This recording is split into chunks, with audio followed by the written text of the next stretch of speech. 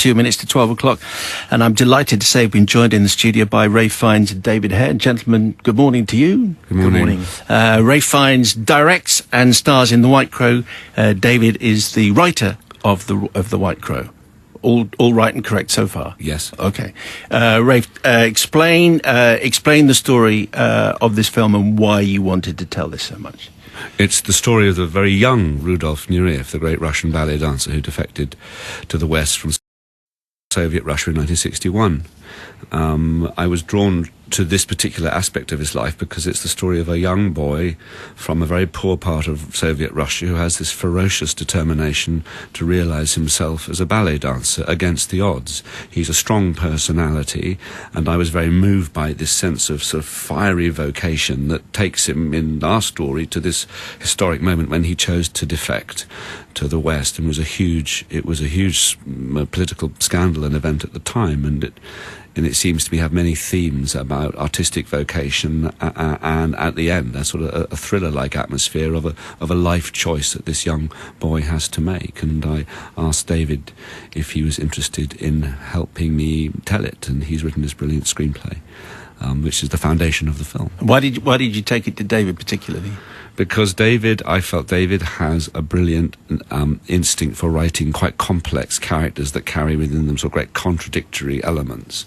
And he wrote a brilliant adaptation of an Ibsen play, The Master Builder, with this very impossible central figure, famous for a great play, Pravda, with Anthony Hopkins realizing a newspaper magnate with a sort of impossible temperament and larger-than-life size. And I just had a gut feeling. I mean, I've known David a bit, and we've worked on projects together. He's directed me as an actor, but I just followed a gut that David would respond to this material, gut feeling.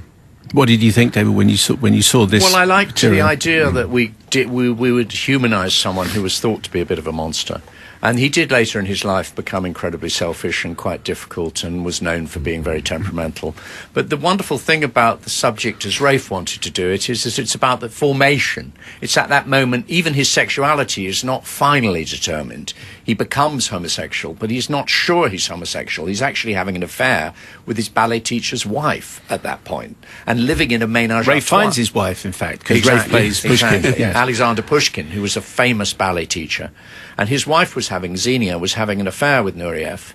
And so he's just at that moment, and he's appearing in the West for the first time, and he's really trying to work out who he is and what he is.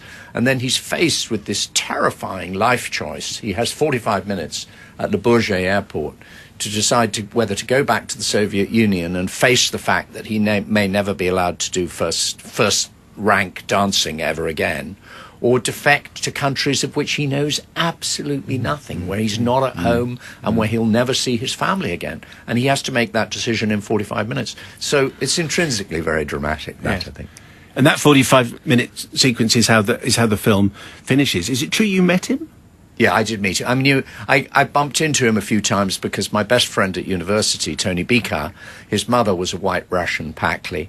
And so he'd go down and stay in Pangbourne, and you'd suddenly go into a house in Pangbourne, and there would be Rudolf Nureyev. We were all terrified of him, and everybody was just attending to him all the time.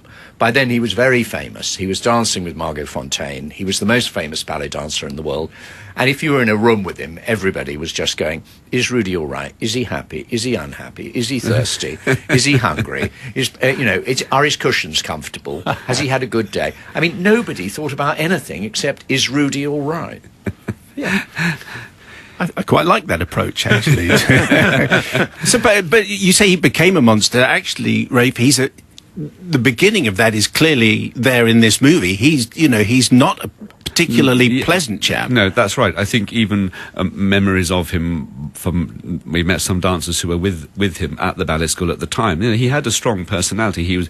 He had outbursts of rage and fits of petulance, and this was who he was. He was a hair trigger temperament, and we tried to show that in the film. I mean, I think the film hints at the figure he's going to become, deliberately so, I think. Sometimes when we see ballet represented in movies, it's clear that the director has gone for actors who are then trained a bit in ballet. That was clearly not going to be good enough for you. Where did you find your Nureyev? Well, I definitely felt that given I knew he would have huge sort of restraints on time, and that if I was to go down the path of casting an actor who was not a dancer, I would have to really work hard to sort of use body doubles to cover that.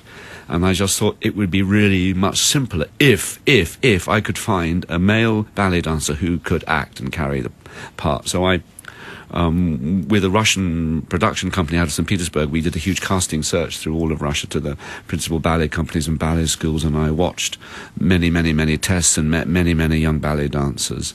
And Oleg Ivienko, who's a young Ukrainian ballet dancer dancing in Russia in the city of Kazan, was quite quickly on the radar and stayed there as we whittled away down to about 4 or 5 finalists for sort of quite substantial screen tests.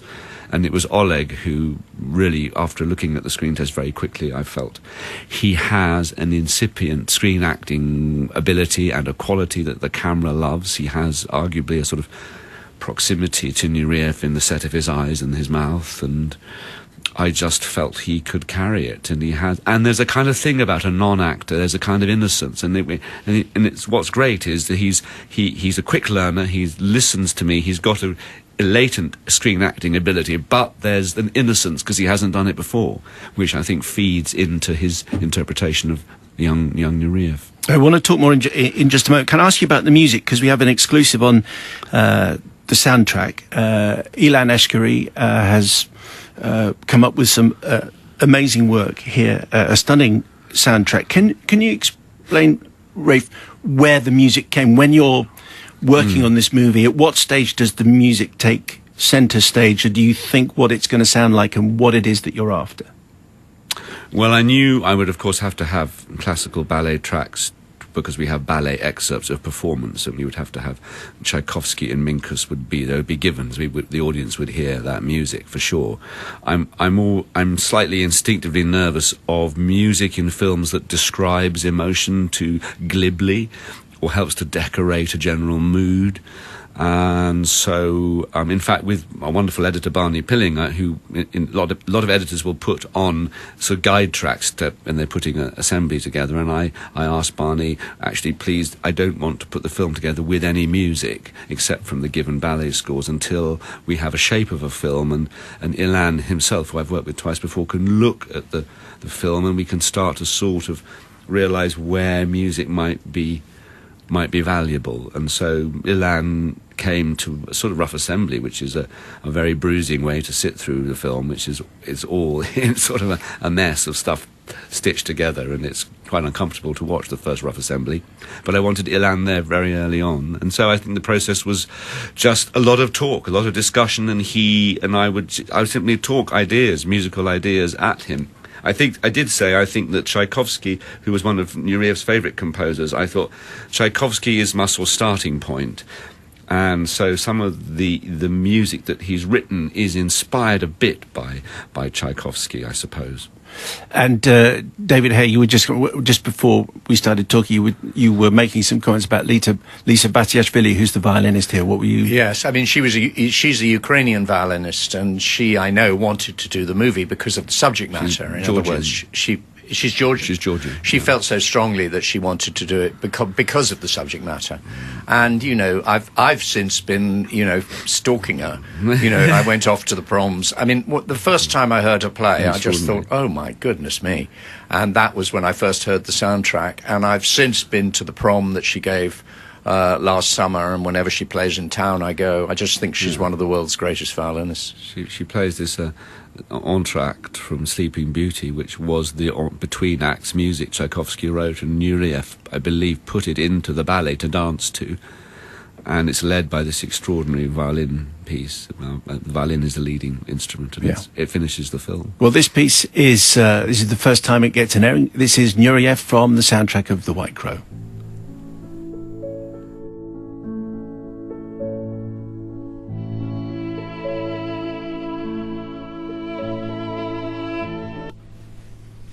Lisa Batiashvili, Nureyev from White Crow. David Hare and Ray Fiennes are here. White Crow is the new movie. Rafe directs and stars in it. David Hare is the screenwriter. We have to talk about the fact that it feels as though most of the movie is in Russian.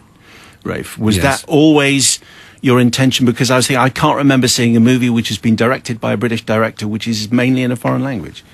Well, I did say to David when we started working that I wanted all the scenes where Russians would have spoken Russian to be in Russian, and the French scenes to be in French. And luckily for the commercial attractiveness of the project, we know that Nureyev spoke English. He had taken some early lessons in English. So when he arrived in Paris in 1961, when he made friends with some French dancers, he spoke English, and we have the scene where he actually says, "I've had lessons." Yes. But most of the film is in Russian. What did you think, David, when you were told that most of the film is going to be in Russian? Well, I'm absolutely cool with it. I can't stand those things where, well-known English classical actors put on those awful Russian accents. It's all completely unconvincing. It's part of a hunt for authenticity. Most films are presented with that awful prophylactic before they begin, saying based on a true story. And what they mean by based on a true story is we're going to mess the story around and we're not actually going to be true to what really happened. This film is, insofar as we can make it, true to what actually happened. It's true. This is what went on. And I've tried to make it, in a documentary sense, as true as it can possibly be. So for me, the fact that the Russians speak in Russian, that Nureyev speaks in English, as he did in Paris, and his friends spoke in English, all that just seems to me part of the authenticity, which Rafe pursued and pursued and pursued in every aspect of the film. It's as true as we can possibly make it. And presumably that was doable, Rafe, because you speak Russian. I think, was it 2 women that you learned it for? Yeah, But I speak a bit of Russian. To be honest, my Russian is not fluent, but I have, I suppose, enough of a foothold to have developed it for this. And this other film you mentioned, are 2 women. But it's hard. It's hard to act in a language that's not your own. But I was close to the screenplay because I worked on it with David, and close to the translations of the screenplay into Russian. But it was tough, and thankfully we now have very, very sophisticated post-production sound possibilities, so I can go in again and did a lot of correction on the language, on the accent. On the subject of the defection, which is obviously, it's a bit of a spoiler, but it is where the film finishes. But obviously, people know that Nureyev did defect. Was it a premeditated defection? Did he know what he was doing? Did he plan it? Well, we think almost certainly not. Yeah, it's about dance. Finally, he knows that if he goes back to the Soviet Union to be disciplined for his behaviour in Paris, which is essentially what it was about, he knows that he goes back, he'll never dance with a first-class company again. Now, he loved the Russian ballet tradition, but on the other hand, he couldn't dance modern in Russia. And he knew that freedom was not political freedom, but freedom was freedom to dance as he really wanted to dance. Pushkin, in fact, said of him that he knew so little about politics that he didn't know the difference between a republic and a kingdom. And so it was not, for him, a big political thing. For him, it was about where would he be able to dance. And the answer for him was in the West. It seems almost incredible that he wasn't interested in politics, but maybe that's because we're looking at it from our vantage point. Absolutely. I don't think he was at all. I think he just, all his life was about dancing. People in dictatorships find strategies of survival, and they have ways of surviving, which I try to show in the film, and how not to get into trouble. And he pushed the authorities as hard as you could push them. He behaved pretty badly, but he always felt he was safe. And he felt he was safe because he felt he was a great dancer and that the Kirov couldn't do without him. But that turned out not to be true. I'm going to play one more piece from the soundtrack. This is La Sainte-Chapelle. What is happening at this point? Does anyone? It's a true story that Rudolph was taken by these French friends to see the Sainte-Chapelle in Paris, amazing medieval chapel with the most extraordinary stained glass. And he looked at the glass and he said, in all seriousness, I want to live here. Ray Fiennes and David Hare, thank you very much indeed for coming in.